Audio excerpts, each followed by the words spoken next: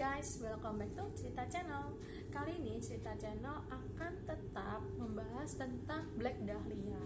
Konten ini aku udah upload kelima kalinya guys. Kenapa? Karena saat sudah di-upload itu ada masalah teknis pada video ini. Dan kenapa aku semangat sekali sampai 5 kali percobaan untuk upload? Karena kasus ini merupakan salah satu kasus terpanjang dalam sejarah kasus pembunuhan guys. Dan hingga saat ini pembunuhnya itu nggak pernah tertangkap. Dan buat kalian yang belum nonton video ini, simak videonya sampai selesai ya guys. Video tentang Black Dahlia ini aku bagi menjadi 3 part. Oke, jadi jangan pernah bosan karena kasus ini sangat pelik atau rumit buat kalian pecinta crime scene. Kasus Black Dahlia ini merupakan salah satu kasus pembunuhan dan mutilasi yang dilakukan secara tragis atau kejam guys. Korbannya bernama Elizabeth Short. Dan kenapa dinamakan Black Dahlia? Karena Ellie ini semasa hidupnya dia suka memakai pakaian hitam dan saat itu sedang booming film Blue Dahlia dan karakternya ini sesuai dengan Ellie. Oleh karena itu kasus ini dinamakan Black Dahlia guys.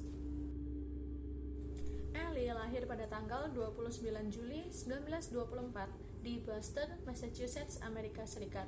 Ia merupakan anak ketiga dari 5 bersaudara. Ayahnya bernama Cleo Short dan ibunya bernama Phoebe May Sawyer. Saat Ellie berumur 5 tahun, ayahnya ini meninggal dan ibunya membawa Ellie beserta 4 orang anaknya pindah ke Los Angeles guys. Ellie ini tumbuh menjadi gadis yang cantik, periang, dan supel guys. Ia mudah bergaul dengan siapa saja. Saat remaja, ia pernah melamar pekerjaan di Pangkalan Darat Amerika Serikat.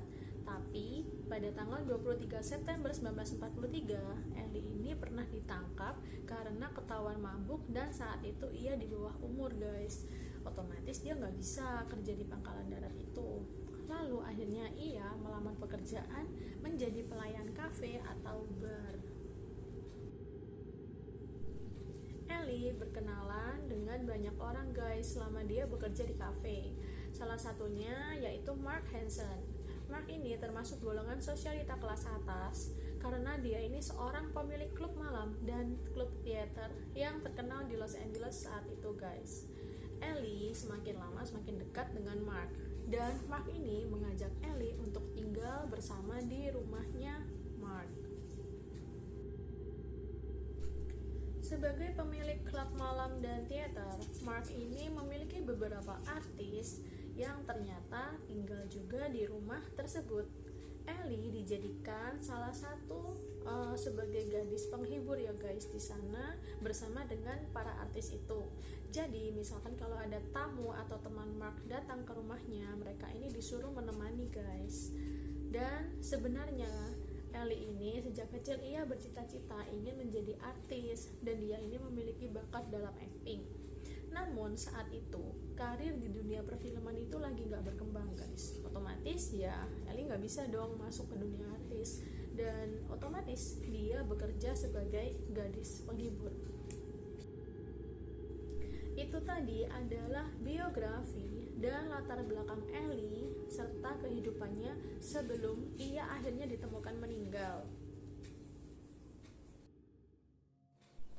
Pada tanggal 15 Januari 1947, sekitar pukul 10 pagi, ada seorang wanita yang bernama Betty Bersinger. Ia ini berjalan mendorong stroller yang berisi bersama babynya yang berusia 3 bulan, yaitu baby Annie.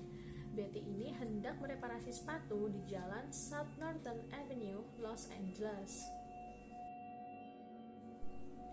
Saat itu Betty berjalan melewati trotoar di lingkungan Leimert Park dan saat itu memang lingkungannya masih sepi guys. Dan saat ia tiba di lahan kosong di blok 3800, ia itu kaget guys. Dia melihat ada sebuah patung atau manekin yang tergeletak di pinggir jalan. Dan karena penasaran, ia mendekati guys patung tersebut gitu loh. Dan ternyata itu bukan patung guys, itu adalah sebuah jenazah atau atau mayat dari korban pembunuhan dan mutilasi. Karena si Betty ini kaget dan shock, akhirnya dia itu berlari sekencang mungkin. Ia mendorong stroller baby Annie. Ia mencari pertolongan ke rumah tetangga terdekat di daerah tersebut.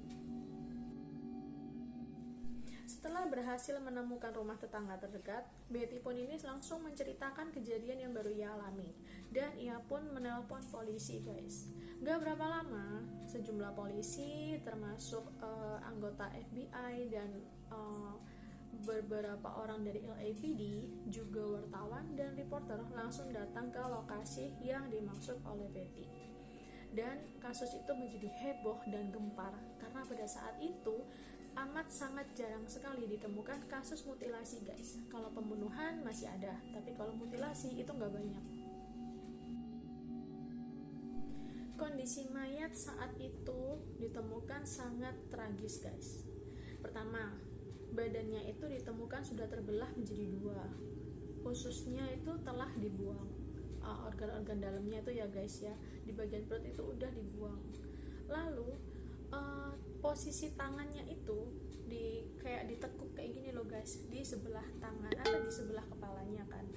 Terus bagian bibir ini disayat, guys, dari kiri ke kanan gitu loh, memanjang. Jadi seolah-olah itu seperti senyuman Joker. Lalu kedua kakinya itu dibiarkan terbuka.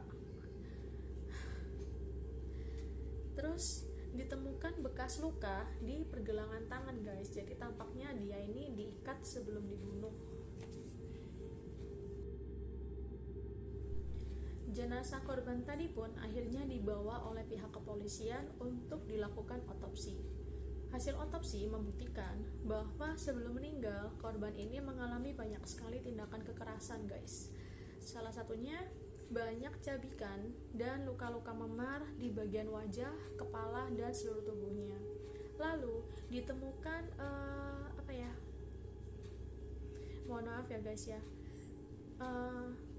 terdapat tindakan kekerasan seksual yang dialami oleh si korban.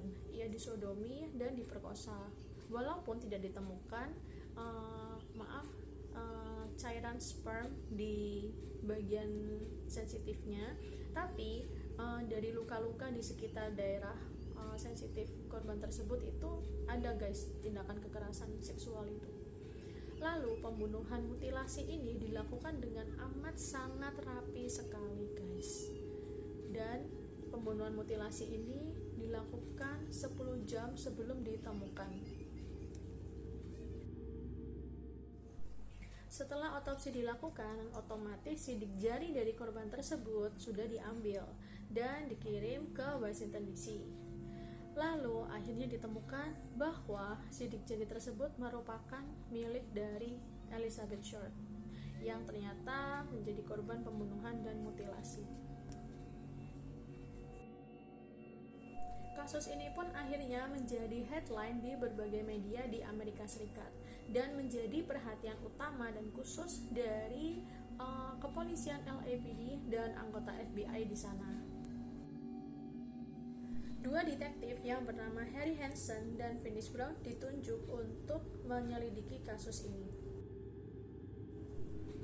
Dari berbagai penyelidikan yang dilakukan oleh polisi dan FBI saat tiba di lokasi, itu ditemukan, guys, banyak sekali kejanggalan. Jadi yang pertama, polisi ini tidak menemukan darah sama sekali di tempat tersebut.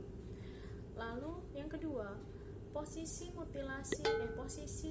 tubuh korban yang dimutilasi ini itu terpotong amat sangat rapi sekali, guys. Dan dugaannya yang membunuh ini adalah seseorang yang mengenal sangat baik anatomi tubuh manusia dan bisa melakukan operasi atau bedah.